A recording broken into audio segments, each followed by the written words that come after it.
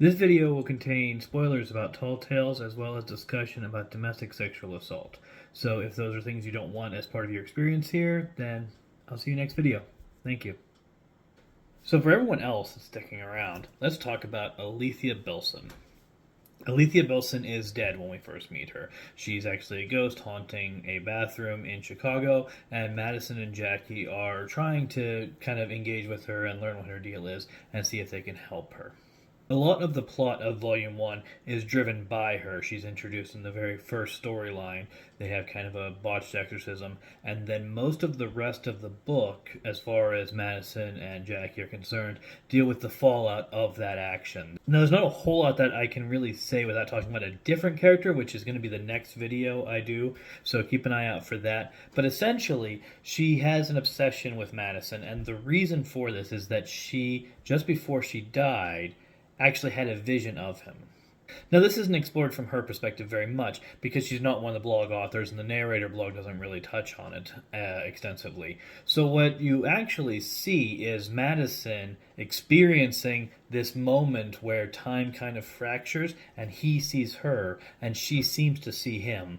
And then she continues to act as though that actually happened. She apparently did actually see him just before she died in the 50s, so some 30 years before he was born.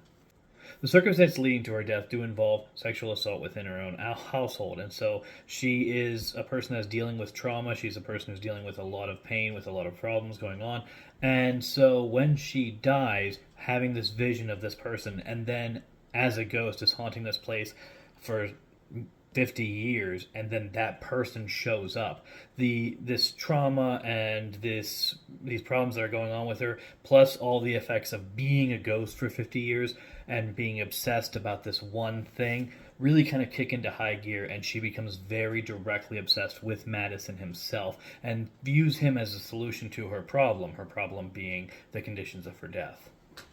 Now, of course, there's not a whole lot he can actually do about that, but there is something that she believes that he can do, and her pursuit of that drives a lot of the story in terms of her engagement with him. There's a story within Tall Tales Volume 1 where she finds her abuser and has the opportunity to enact her rage, to carry out the feelings that she has towards her abuser, and she does so, and that is one of the most overt horror stories in Tall Tales so far. She doesn't appear after Volume 1. Her storyline is resolved by the end of Volume 1. So I would encourage you to check that book out on the Tall Tales website at talltalesuf.com. You can also buy the books there. Thank you.